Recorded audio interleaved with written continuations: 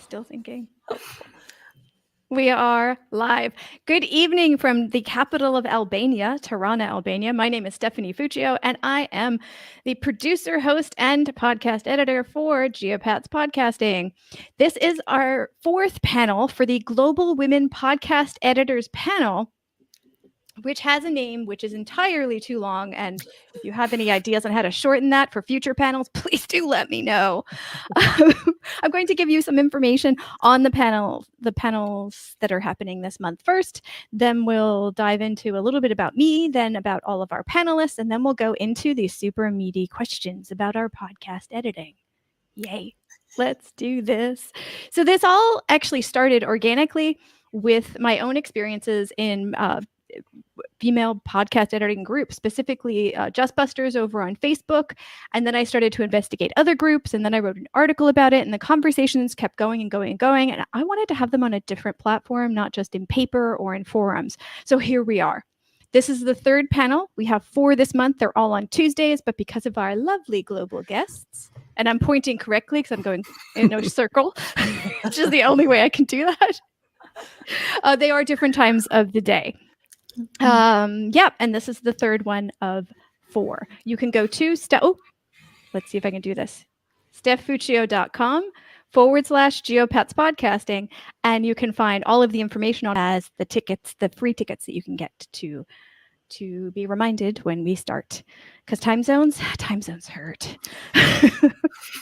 All right. So a little bit about me. I am a podcaster of 4 years, but I have only started taking podcast editing pretty seriously for the past year. It was kind of a sloppy editor or more of a content editor for the other 3 years. And then I started to accidentally, yay COVID, do some podcast editing for clients last year. And I'm still doing it now. I have also gone down a very big DAW rabbit hole, asking far too many people, can you show me that? What's that like? What can we do that on your DAW? Blah, blah, blah. And that has led to a podcast editing newsletter, which is available every Thursday. Again, you can sign up at stephfuccio.com. It's too difficult. By the time the 4th panel's over, I'll be able to do this without thinking. But that's enough about me and the event. Let's find out more about our panelists. Anne, can you start us off? Sure. My name is Anne Sloan. I'm the editor and the writer-producer of a show called The Carlotta Botox Chronicles, which is a fiction audio podcast, a comedy. I am based in Los Angeles. I've been doing this show since 2019, and we just finished our 3rd season. What else can I tell you? So I've only been doing audio podcast editing for 2 years, but my background is a video editor. So editing wasn't a completely foreign thing to me. Obviously, there's video and audio when you're a video editor. But I made the transition to only audio 2 years ago. Okay. Jana? So I'm Canan Maraşligil. I'm based in Amsterdam. I'm originally from Turkey, and I have started doing podcasting in 2017 when, with my dear close friend Laura Pana, we had so many exciting conversations about lots of things we care about, and we decided to launch a podcast called Not Loud Enough. And because we were just the 2 of us, and I'm the one who had most skills, let's say, with the technical things, because I love playing around. I love learning. So I just taught myself audio editing, and and I'm interested in telling stories. So whatever tools I can use to tell stories, I will do so. And audio editing is a wonderful way to do so. Mm-hmm. And Shannon.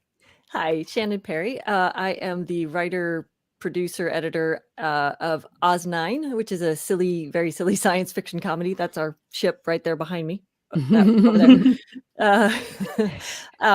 Let's see. I've been doing audio for about 5 years, I think. Some professionally as a part of my job as a content wrangler for different places, and now professionally on my own. I just launched my own business doing podcast production. So that's me. Yay. And we do have about 6 people watching us in the chat room already, which is amazing. Yay, welcome. Welcome. Thanks for joining. People in the chat rooms, feel free to ask questions. We will get to them. All right. So, my favorite question, what type of editing do you enjoy doing most? Oh, ha, ha, ha, ha. Anybody want to start? I'll start very quickly. I like the editing when I'm right at the end of an episode. Usually, if you catch me in the thick of it, I'll scream and cry. But I actually do really like editing Oz 9. It's a bit of a challenge. We have 12 actors in different places, sometimes even more if we have some add-on folks jumping aboard. So it's challenging because it can be 12 tracks coming in separately, and then you have to kind of wrangle them all together into one reasonably cohesive piece. Fortunately, Oz 9 is not terribly cohesive, so that gives me some latitude. But yeah, I enjoyed that. I can go next, I guess. Yeah, sure. With a fiction podcast, there's different elements. One of them is dialogue, the actors acting, the characters talking. That's the dialogue pass. Then there's sound effects and music. I hate doing the dialogue pass, which is just stringing the actors together. It just feels like a chore to me. So I do that first. And once that's out of the way, the thing I really love doing is the sound design. Just mixing in sound effects. And then with that I use a lot of music in my show. So there's a lot of music editing to punctuate the comedy. And those are the two things I really like to do: the sound effects, sound design, and the music. Wow. Jana? Yeah, so for me, it's easier because it's usually conversations, and sometimes we have also guests. So I usually have up to 4 tracks. I do like working right after the episode is done. And what I realize is, since we started scripting the episodes, it's of course much more easy. So that I love. The time when we used to not script the episodes, it was a nightmare to edit. I would spend like 12 hours editing one episode, and I used to hate that. Now that we're scripting, it works really well. Interviews flows really well. So I really enjoy the whole process when we script it. Can I jump in with a question really quick? Yeah, I'm sorry to be so quick on this. And so you do yours in multiple passes. I tend to do the sound effects as I'm going, so I know how long I need. Sometimes I do that. I mean, I'm just speaking generally. I'll do a dialogue pass, but if there is a section of dialogue that's dependent on sound happening, I will switch over, throw in some sound effects just for timing, and then go back to the dialogue pass. So it is like a little bit of mostly this, and then I skip around, but I try to get the dialogue pass locked. But it will switch. It will change as the edit goes on. Sure. Nice. That sounds really efficient. So a dialogue pass, is that like a crosstalk pass where you're just like aligning them, or are you doing something else with that? Dialogue pass, because I have a script. So this character talks, and then that, and we don't record our show in sequence. It's kind of shot. I say shot. Listen to me. It's recorded the way a movie is shot. We do it out of sequence. Yeah. And so I have these two actors here. They do all of their scenes, even though it's not linear, and then they go away, and then I work with these 3 actors. This is when we're going to a studio. I'm talking the pre-COVID times, the before times. Last year it was the Wild West. So because we are recording out of sequence, I get tons of different files of different actors, and then I have to piece them together, and I follow the script. And so that's the dialogue pass. We're not recording it top to bottom like a play would be in sequence. That would be wonderful. We don't do it that way. Gotcha. Well, quick shout out to Moldovan Abroad is the username of Daniela, who's in Moldova, thus Moldovan Abroad. And she was saying, yay, thank you so much for being here, so on and so on and so on and so on. Thank you. If you have any questions, Daniela, please put it in the chat room. We'll get to it. Okay, for me, I think I not disagree, but I have a very different answer, and I'm slightly surprised than all of you. I also do mostly interviews, both for myself and for clients. And that last hour or two, I hate. That's usually when I put like top and tail is a phrase for some reason I don't like, but I put the intro, I do use transition music and the outro and the show notes and all that stuff. And I hate it. It is like pulling teeth for me. I absolutely can't stand it. The first pass, I do a crosstalk pass, and I love that one because it's usually been a week or two since I've heard the interview, and I'm like, oh, I'm re-energized by the conversation, and I get all these ideas of what I could do with it before it's published, blah blah blah. So I really like that first one, but by the time I get to the last pass, I'm thoroughly exhausted with the conversation, and I want it to just be out into the world. I want to add something. Do you sometimes also have what I have after a conversation? Sometimes you're not sure how it went and you're afraid to listen. You're afraid to go back to the edit. Do you have that block? Sometimes I have that block and it takes me some time to get back to it because I'm so afraid it was wrong, all wrong, and we did it for nothing. Yeah. And so I'm not the only one. Yeah. We do. Yeah. My edit takes a while too, because we do a read through all together, but we don't record in the read through. And then everybody goes out separately and records on their own, and they'll do 3, 4, if you're Bonnie, 5, 6, 7 takes of a line. And then I have to go through and choose, which is great. But it's kind of like, okay, now I got to go back and listen to that one to make sure that these two that I've chosen fit together. And I love my cast. They're awesome, but they give me like 5 brilliant takes. And it's like, I want to do 3 versions of the episode because we could do this scene sad, we could do it happy, we could do it surprised. It's like that would be fun. It's brilliant. And what's really fun is to listen to the between the lines when the actors are just like, oh, I can't believe I screwed that up. They burp or something, and then it's like, oh, excuse me, sorry, the microphone's still running. It's just that part's actually really awesome. Do you do outtakes of those, like special episodes? Or I will. I'm collecting them in a very large pile now after nearly 3 full seasons. So sometimes I include those kind of things into the, as a secret. If people are really good listeners, they can hear in the end or somewhere a funny moment. I just add it there. There's one episode, I can't even remember which one it is now, but if you go all the way to the end of the credits and the music, you hear Sarah Golding burp and then say, excuse me. It's hilarious. Love it. I love stuff like that so much. Like I used to cringe when I heard the different sounds and things that I would do during an interview, and then I was like, nah, forget it.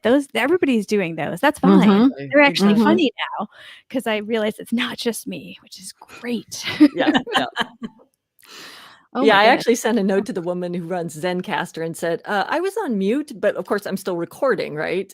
Even when did that burp just get recorded? And she's like, I'm not really sure. Let me check the records.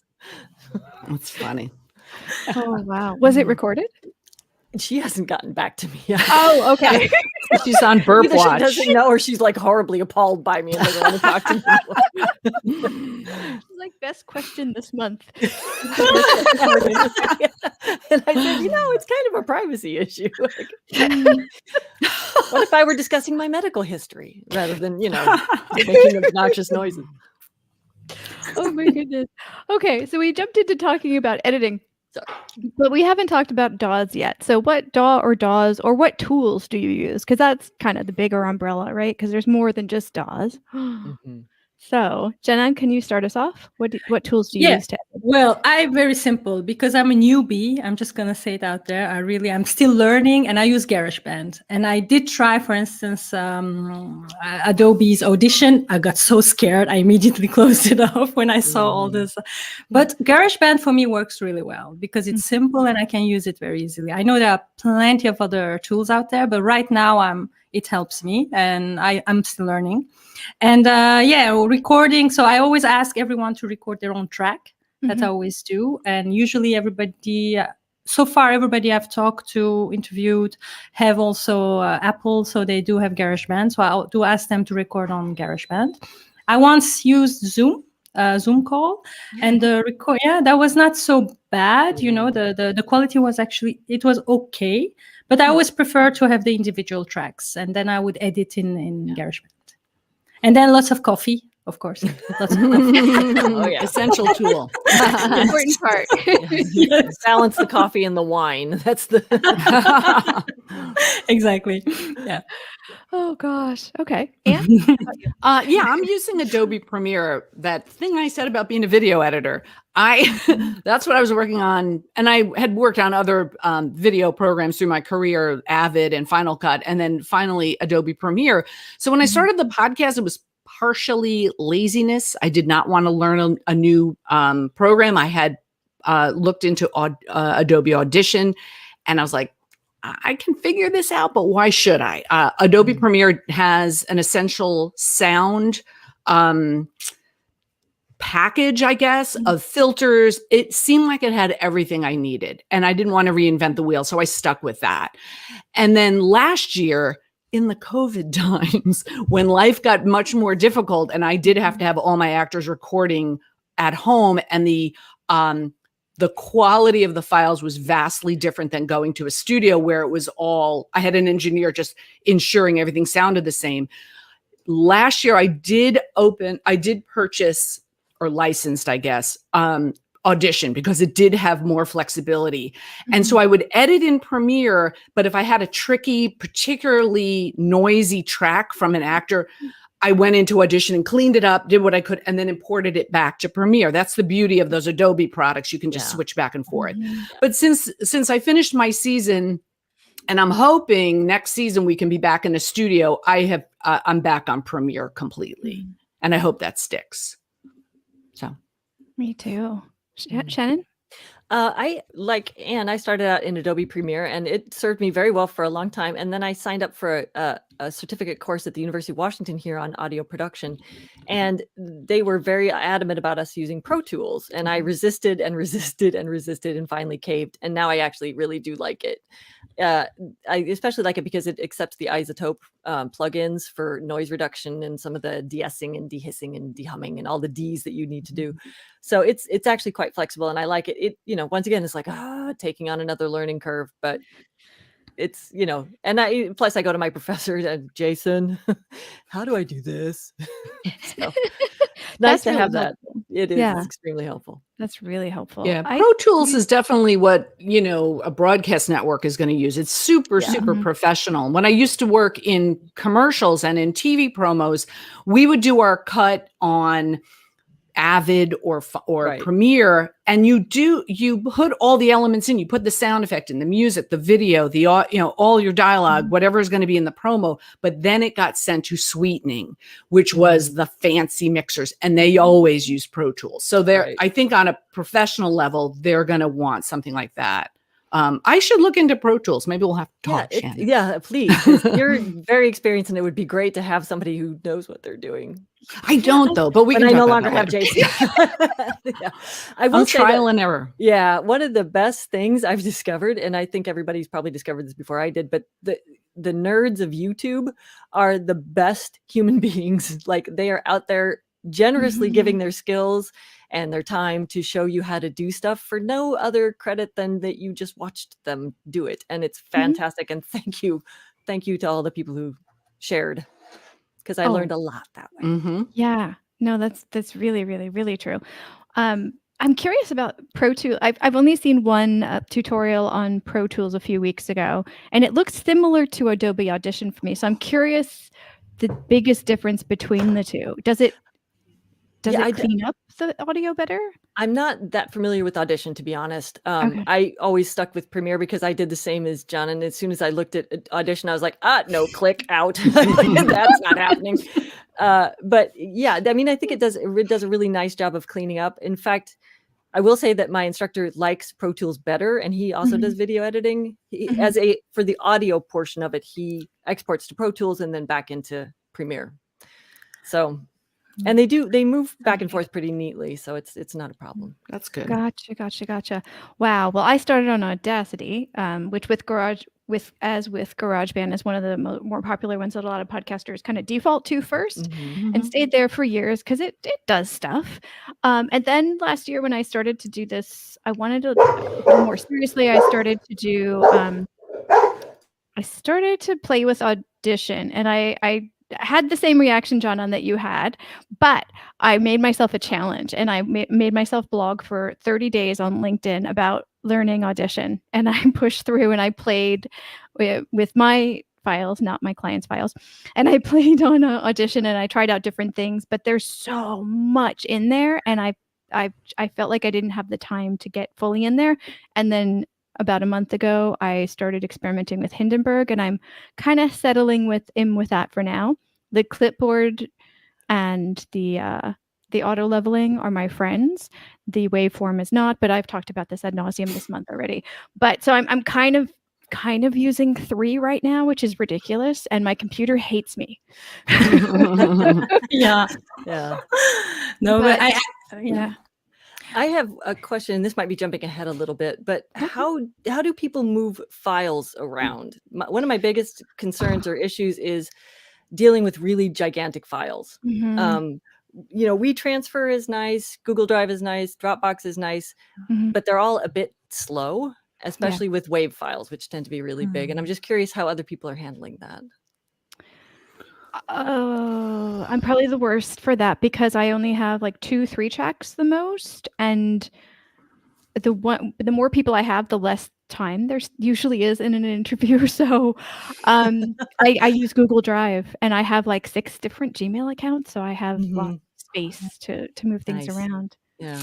We And, were using WeTransfer when my engineer would finish the recorded files. He'd send them to me by WeTransfer. That worked. And then last year, when I had all the actors recording at home, I think they used mostly WeTransfer. I'm pretty sure. It seemed like it worked okay for us. Yeah, I use WeTransfer and Dropbox mostly. It depends. Yeah, and it works fine. Okay. But again, I'm not dealing like with immense amount of files. So it's Yeah. a couple of interviews and yeah. Right. I've heard some folks say that Dropbox might alter the sound, but I don't generally use it, so I'm not Oh. quite sure. They Oh. said that with Google Drive it was okay, WeTransfer was okay, but they noticed some issues with Dropbox, and I do not have the information on that. I'm just wondering if any of you have noticed No. that. Yeah, I I do haven't. know that if you stream from Dropbox, it doesn't work as well. You have to actually You have to download download it. it. Yeah, Sure. so Oh, that okay. might be what some people are concerned with. Gotcha. I didn't even know you could. I've gotten so out of the habit of using it. I was in China. The first 3 years of my podcasting, I was in China. So everything, WeChat, WeTransfer, that's what I used all of that stuff because it was just easier not to fight the firewall. So Fair. yeah. All right. So, we can do some screen time now.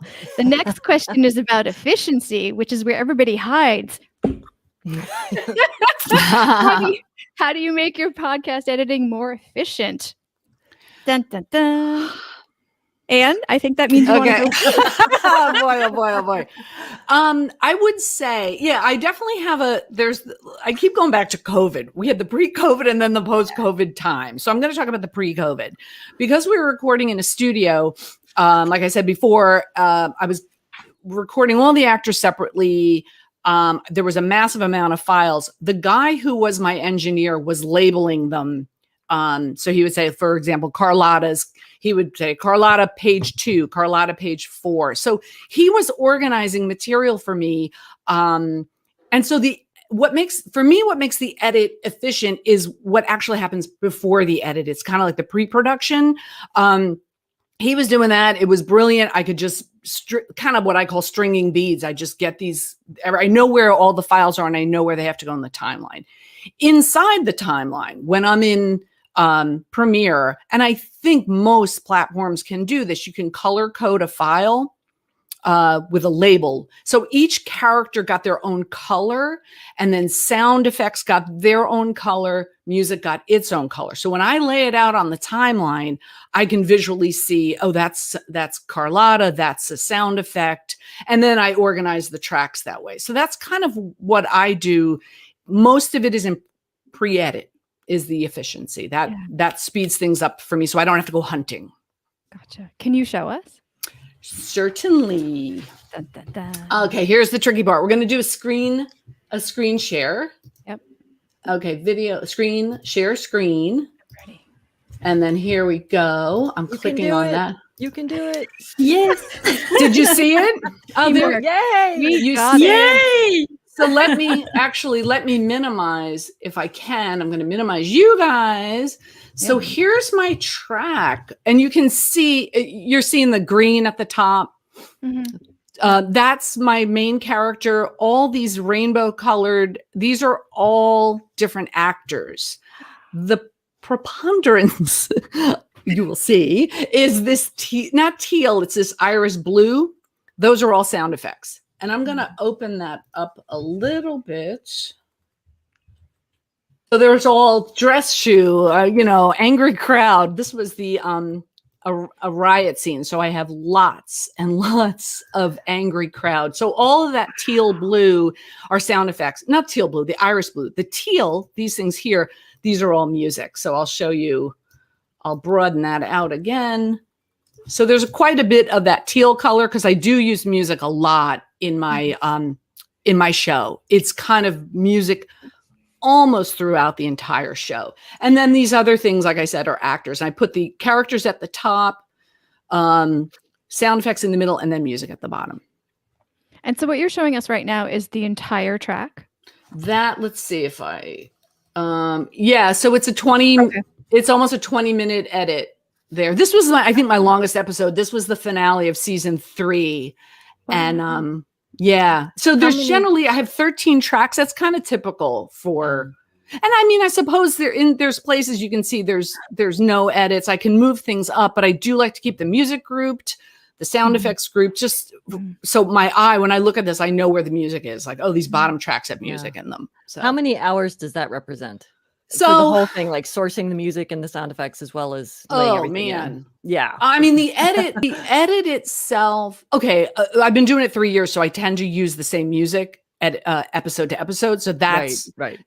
I would say the first episode of the first season probably took 3 weeks to edit because I was sourcing sound effects and sourcing music. But once I got bins of sound effects, I use a lot of the same stuff episode to episode. So this episode, the dialogue pass, which are all the actors, probably took not a week. It took a full day. Sound design takes about 2 days and music can take another day. So that's 4 days. And then I have a day or two of tweak, re-edit. Right. And then there's the mix. So, that's another day. So I would say this episode probably took about a week and a half. And that's cool. That's quicker. I was a lot slower when I first started. Mm-hmm. So that's amazing. Yeah. It looks amazing. Yeah. Should I stop sharing? But I've seen people who do like 40 tracks, and like when I was saying that my background is video and I was working as a promo producer, I wasn't a finish editor. The finish editors are the guys who are doing the trail, they're doing trailers. They'll have 40 or 60 tracks of sound effects. Yeah. It's insane. I don't know how, so I would send them over a timeline with maybe 20 tracks, and then they're adding all kinds of things to it. So this to me is kind of manageable, even though it looks like a lot, but it does look like a lot. We have a quick question just to double check. We have I'm excited. We got a question from the chat room. And just to double check, this is Premiere? This is Premiere. This is Premiere, okay. Yeah. Is Premiere an Adobe? It's an Adobe product, okay. Yeah. Because the question was... sorry. Go ahead. No, stay there for a second because the question is related to that. Do you utilize a lot of effects and automation? Yes, I have. They have up here in audio... You can see all this stuff, right? So did you see how that changed? So this thing over here on the right says dialogue. If I have a track of, say, Carlotta and she's on the phone, I'll click dialogue and then it'll come up here to, no, I'm not going to be able to do it. Presets. Yeah.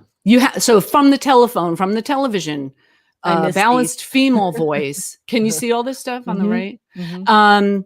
Or if I have a scene where two characters are in a big room, it's a big echoey room, and I want her to be close and the person she's talking to be way over there, I'll put her, I might add this make close up. It'll make her sound intimate and close to us, like the mic is close to us. And then for him, the person she's talking to, make distant. So it gives the impression of being way over there. You can do this stuff if you're a really gifted sound designer. You can do this stuff on your own with modulation and EQ. Yeah. I am not that kind of editor. I don't know how to do that stuff. So I rely very heavily on presets. Yeah. And then you can also go in and tweak. But that's why I think we should also later talk about experience, because I don't find myself to be a technical editor. I rely on presets a lot. there is a technicalness to what you're doing here. It's just not as nitty gritty, changing the numbers to get the sound right, kind of. Exactly. I can't talk about Yeah.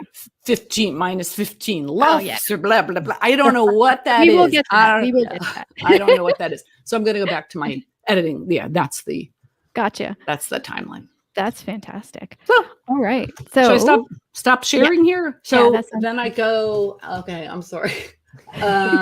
Okay, stop sharing screen. There you go. great. And we're back. Oh, we're But- back. Okay, good. I don't think we're going to stay here very long. Shannon, do you want to go next? Sure. Okay, now I got it. Don't hit stop camera. Okay, there we go. There.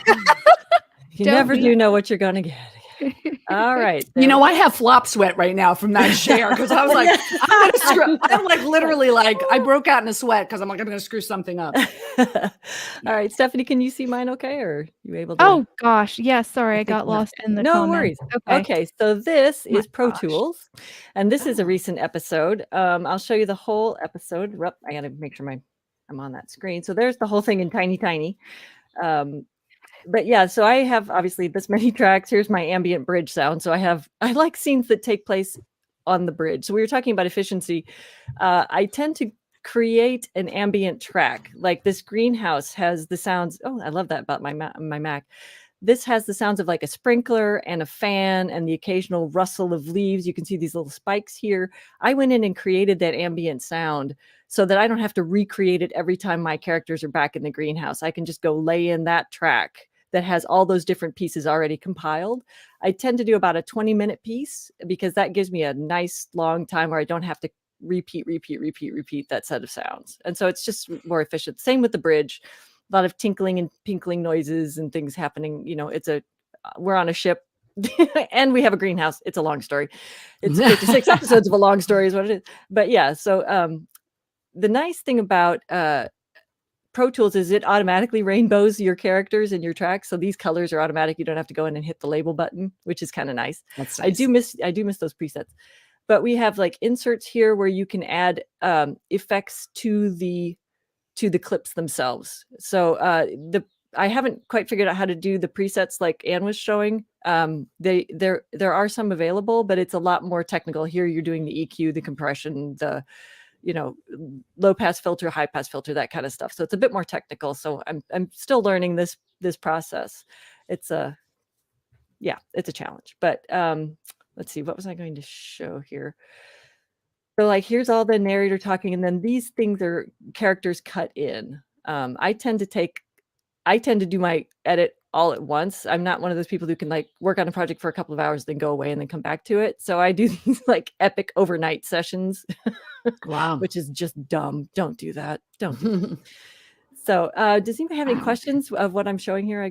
I probably not handling this question terribly well, but No, What it's is your interesting. color? Sorry. No, Anne, go ahead. It looks a little bit like, GarageBand or Audition, the way the tracks are. It's interesting. I mean, I definitely want to learn this style of DAW. yeah, I like it. I'm not as efficient at it as I'd like to be. Obviously, I'm still learning, but I'm gaining more efficiency as I get there. And that's the nice thing about the program is once you sort of figure out the shortcuts, because there's keyboard shortcuts, there's ways to drag in these clips over here from the side so you can reuse a piece. Things like that are really do help with the efficiency. So learning properly, I would suggest not doing the method that I have done, which is basically cobbling together some knowledge from here and there and there and there. But taking a proper class in the DAW, I think it'll save you so much frustration and time. I would suggest pick a DAW, like a Pro Tools or Premiere or whatever. Take a couple of classes, learn how to do the hands-on tech stuff, and really master it to save yourself the time. Yeah, I think that's smart because I think it's like anything. If you learn on your own and you're not doing it right, you learn Wrong. inefficient ways Yeah. or doing it wrong. And then it's really hard to break. Yeah, Exactly. exactly. So, It's exactly yeah. what I've been through. Actually, it's good that you mentioned this because I learned on my own. I also had some very bad habits, let's say, when I edit, which I need to unlearn now. I am unlearning those. But I also want to say that it's also because there's an urgency in what we want to do.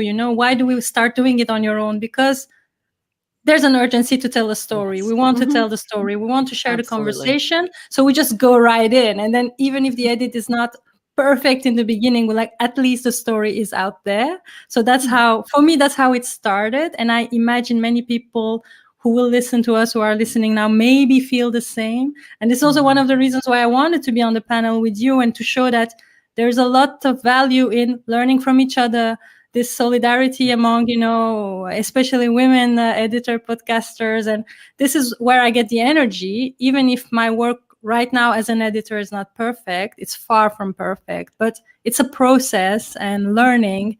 And I think looking at your processes, what you just showed, for me, it's very inspiring. And I want to get better at this. So what you said, Shannon, is really important, really. Like, if we want to learn, it's good to take a class. It will save a lot of people, lots of headaches, I think. Yeah. Definitely learning from people who've been there, done that is an improvement. And I will say now that one of the great things about the audio fiction community is that people are really generous about your first few episodes. Like, I had people sending me messages like, did you know you can only hear your episode out of one ear? It's like, Oh no. might need to go fix that. Didn't really know how to fix it until several episodes in, we got it fixed. And then I had to go back and repair the first 3 or 4. But people are really nice about, just giving you a little bit of a break on those first handful of episodes, because they know you're finding your feet. Your characters are finding their feet. It's so don't be afraid to, even if you don't have the skills, don't be afraid to go ahead and start. Just experiment. Pick them up as you get there. Experiment. And I think Yanin picked up the thing that gets emphasized in our industry or this platform is storytelling. Whether you're telling a fiction or nonfiction story, a fiction, things like, obviously there's a story, there's a script that you're following, but nonfiction, it is still about storytelling. So if you can have the slickest sounding podcast, but if the story is not compelling or interesting, no one's going to care. But if you have a fantastic story, whether it's done in an interview or just you riffing into a mic, whatever it is, if there are hiccups in the tech, no one's going to care. Right. Or they're going to be, as Shannon says, they're going to be forgiving. Yeah, that is so true. And that's, it's so funny now as a professional podcaster for clients, I occasionally come across people who are like, I sell insurance. It's not interesting. It's like, no, you don't understand. If we get to that story, it's interesting. I don't care. You can be making yak butter. Like, it's something that is completely unrelated to my life. And I will sit and listen to it if it's a compelling story. I'm never going to go over Niagara Falls in a life jacket, right? But who hasn't been compelled to listen to that story when it comes across the radio? It's like amazing. Exactly. I listen to some business podcasts and I'm not at all into business, but the people they bring on and the way they approach it, it's almost like sociological kind of thing. Yes, and the interaction between them, that's the spark for me, is that engagement. And that's amazing. Yeah. Anything can be interesting as long as you've got the passion and the knowledge and a little bit of help with the storytelling. It's going to be good. Exactly. And in the end, we're creating a community also. That's what you said about the listeners. They're kind. They they're there for us. So we're creating a community. Yeah. My efficiency comes in passes. It's sort of like writing. When I write really fast and things come out, and then I have to walk away, think about it, even though I pretend I'm not thinking about it, and then I come back and I edit or I add something else. I do the same thing with my editing. And so I'll do like half an hour or an hour, not usually an hour. I'll do like half an hour of like really paying attention to it, and then I'll save it and I'll walk away and I'll come back. So I tend to do like a crosstalk pass first, then I'll come back and I'll do a content pass, and then I'll come back and I'll listen again. And then if I'm still iffy on my notes look a little weird, I'll come back and I'll listen again. I spend a ridiculous amount of time on like a 45-minute interview with 2 people, but I love rearranging the parts of the interview to build up to something. Yeah, exactly. So I think it's kind of fun. Can I give a shout out to this book? Actually, I was just noticing that Out on the Wire, about the storytelling secrets of the new masters of radio. It's mostly about like NPR. Which way is my camera? There we go. That's good. I would strongly suggest everybody grab a copy of that if they want to do. It's all about storytelling. It's actually a graphic novel. Oh, nice! Really? Wow. Yeah. So it's cool. I love it. It's really, really good. So I would recommend it to anybody. Thank you for letting me make that little shout out, because it's such a good book. That's awesome. I'll even put that in the show notes. Yes. Awesome. Just wanted to add about efficiency. And you also mentioned it. It's like pre-production. I mean, scripting, preparing, all that is, for me, that's what saves me most time. Yeah.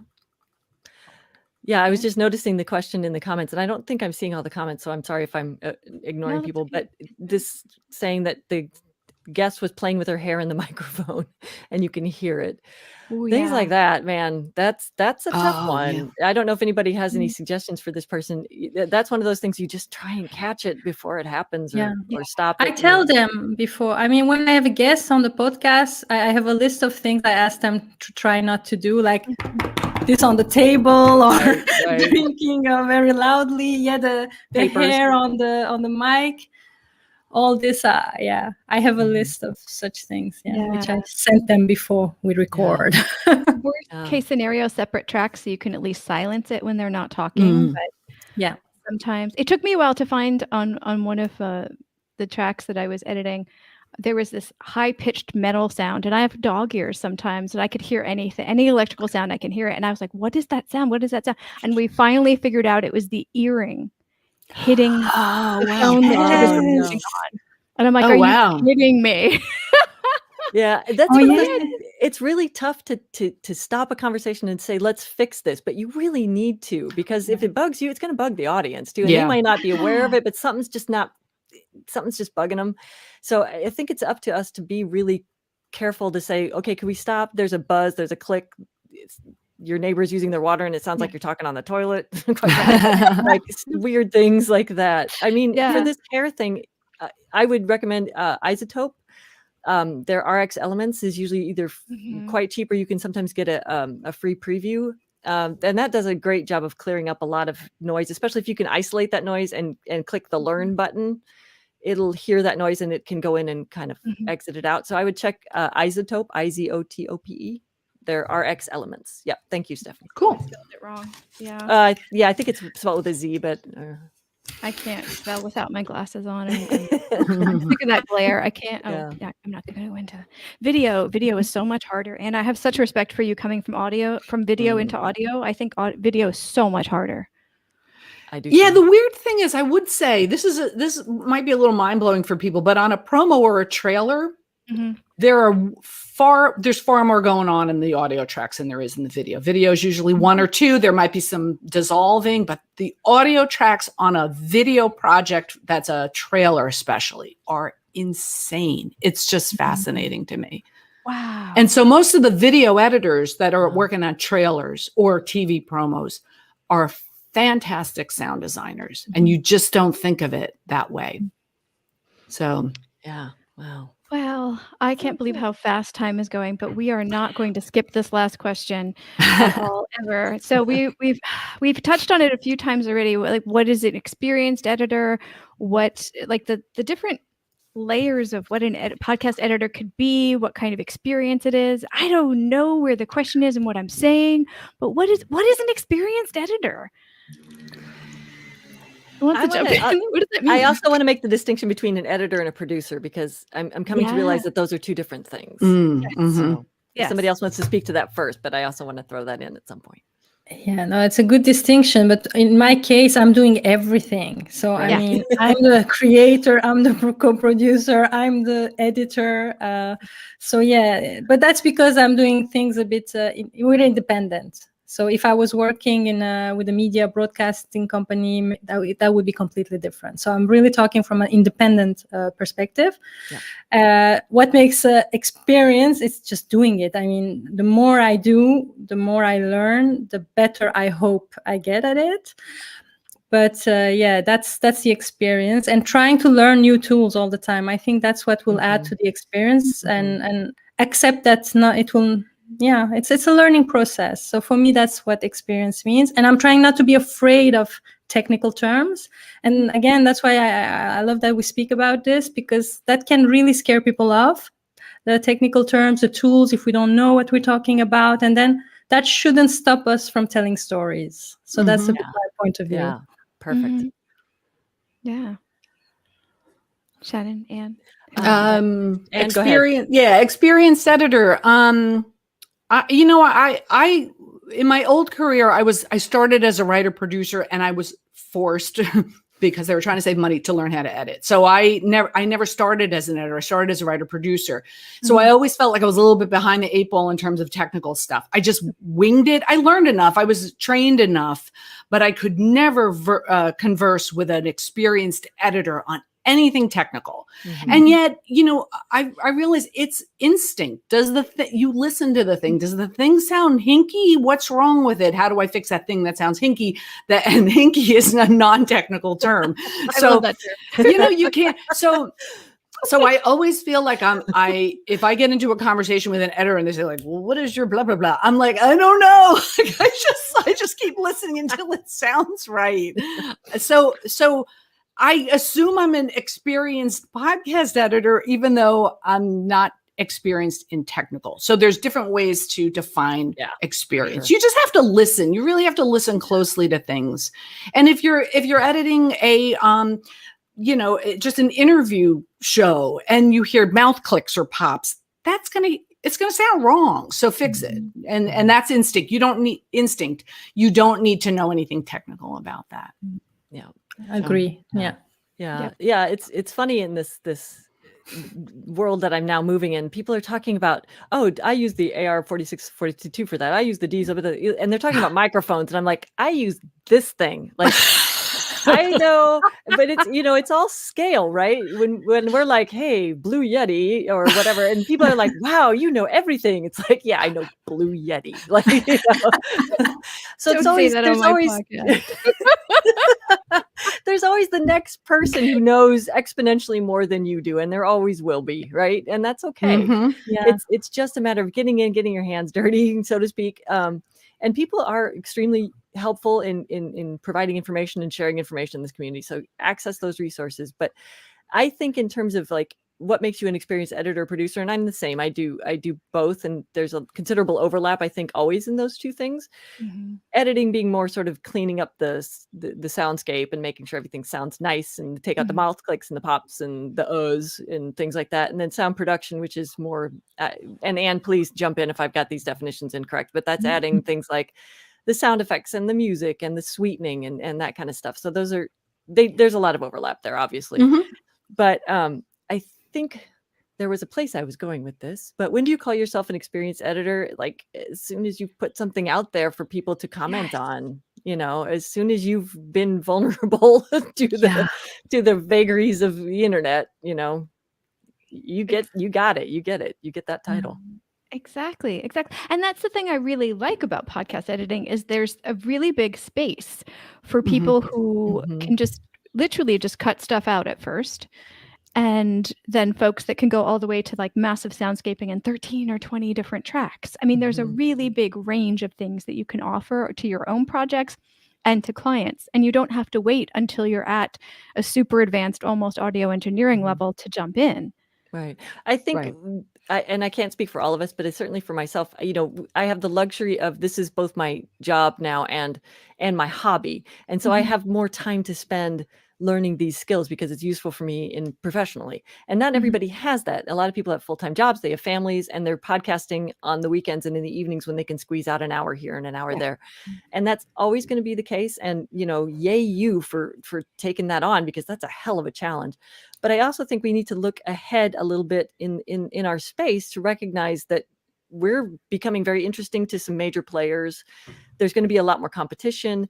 And as that happens, it's going to upscale production values. And, being aware of that, and that I'm not saying that to scare anybody, but, if you have the opportunity to learn how to take that next step, grab it, take it. Let's keep the indies, keep the indies competitive, because it's an important market. It's an important space for us to play in. And I think we need to keep it that way. Very, very true. Well, that kind of organically brings us over to mentors. Did any of you have any podcast editing mentors when you first started playing around with this? I'm seeing no's all around. Yeah, I think I don't have any direct mentors. I think because I already knew how to edit, but there are people in the space who are my, indirect mentors, or Right. I fangirl over certain people, and I listen to their stuff going, that's cool, that's a really interesting thing that I would never Yeah. think of doing. Yeah. There's one guy I do want to shout out, and I hope I pronounce his name correctly, Fred Greenhalgh, who does the Dark Tome and Of Fae and Fiends. Fred is real interesting. He has innovated what he calls on location recording. So if he has a scene that's taking place outside, he'll take a crew and mics and actors outside. And that's so nobody does that. You know, you're That's recording. awesome. The idea is we need it pristine and in a controlled environment. So we go into a studio and then we make it sound like it's outside by putting all kinds of sound effects on it.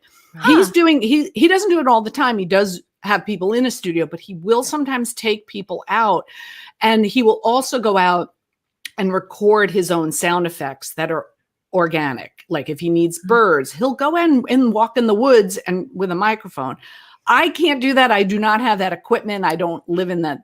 I just would have helicopter noise and whatever. iPhone and helicopters. Right. Right. But I'm just fascinated with that. And and because of that, his shows have a very unique sound that you do not hear anywhere else. Yeah. So he's, I guess, a mentor to me, even though I cannot remotely replicate what he's doing. I just appreciate it. Yeah, I would say there's a journalist, she's not an editor, podcast editor, but she's been my mentor. Her name is Şenay Özdemir, and she kind of really inspired me to creating media, you know, because she created her own media platforms for years. She founded a magazine here in the Netherlands, and that urge, that was for me what helped me in the editing and creating podcasts and to tell stories. Yeah, I would agree with that part of the mentoring that is sort of distant mentoring, remote mentoring, whatever it may be, is listening to other people doing similar to what I want to do and being like, oh, that's cool. Like they expand my ideas of what's possible. And then, and like this community is incredibly approachable. You know, Sarah Ray Warner, you can go take classes from her. You can jump on her Facebook sessions. Like these people are very giving. And if you ask them directly, like, I love this thing that you did, chances are they'll tell you how they did it. Yeah. So, you know, there are people that are willing to mentor you if you ask, you know, and I just love the idea that I can listen to, you know, Relativity or one of these other shows that I really love and be like, oh, that is a really cool. I had not thought about having people behind a door making conversation behind a door while my main characters are talking. Like, how do you do that and make them sound a little bit muffled and lower? And, you know, just that kind of thing gives you inspiration to do more. That's so Exactly. true. That's so true. Yeah. So if I asked how many podcasts you guys had on your podcatcher, would it be more or less than 100? It's less for me. Yeah. Okay. I feel like I don't have a huge amount of time, so I like to sample things. I'll listen to an episode of this or that, and I might really like it, but I just can't listen to a whole lot. Mine is probably 30, 35 Gotcha. podcasts. Yeah, I'm about there too, just because of time. Yeah. Yeah, me too, about 35, 40. Yeah. Yeah. I almost have 200, but a lot of them have pod faded. No. A lot of them have pod faded, but I refuse to give up on them. The other ones I read a lot of show notes now. The past year, ever since I started editing more, I listen less. So I will dive into the show notes first. And look and say, okay, am I going to? I don't listen to every episode of every podcast, where I used to try to, because I used to have time, because I could listen to podcasts while I was doing other stuff. Now the other stuff is editing, so I can't do that anymore. Yeah. One thing I really like about podcasting is because we do show notes and things like that, and because we trade names around, you can follow sound designers and sound editors and writers around, where I don't always know who wrote that movie or who produced it or who directed it, nor do I often care, quite frankly. But with podcasting, I'm like, oh, I really like that show by this person. I know they also did this. Like, so I'm going to go listen to that too. And it's great. Yeah. It's so true. It's so true. Oh my gosh, we have almost 6 minutes. Okay. I have some closing notes. Can you all hang out for a second while I do that? And then we'll go around and do like websites and places people can find you. Awesome. Yay. Okay. So, yay. I'm not going to say thank you because I know people leave as soon as I say that word. So I'm so excited that everybody's been watching, even though I just said it. I'm so excited everybody's been watching during this, and I appreciate the questions in the chat rooms and the cheers that we're getting over in there. That's been super inspiring. If you like this panel, we have another one next week. It's on Tuesday. I will not do a time zone and drive you crazy with that, but you can go to Over. Steph Oh, there you go. Fuccio.com. There we go. StephFuccio.com/geopats podcasting. You can see our lovely new logo just above Anne over that way. There you I'll go. do Carol Merrill. Perfect. I'm so jealous at your pointing skills. Oh my goodness. So one more next week, and then we'll probably have some more happening in the fall. I can see this definitely happening again. The response to the panels has been fantastic, and I've had a blast doing these. They are running on coffee and water and energy and friendliness. But if you'd like to support us, so we're running on something else, we do have a Buy Me a Coffee at buymeacoffee.com/geopats. You can see it just above Anne. And also, please share. If you can't make the event next week, please share it with someone that you think may want to come here. The tickets are free, and we're live streaming. If we're not, we'll be on at least YouTube, possibly Facebook and Twitch. Yeah, I'm figuring out the tech. The previous two panels we have the full live video like this one that you're watching, as well as the podcast episode that has edited down. They're available again on the same website, so you can watch or listen to either of those. Oh my goodness, that is the end of my notes. That's amazing. So let's go around and let's tell everybody where they can find your goodies. Anne, can you start us off? Sure. My website is carlottapodcast.com. All the episodes are there for all 3 seasons. Twitter is Carlotta Botox. It's BEAUTOX. And then Facebook and Instagram are Carlotta Podcast.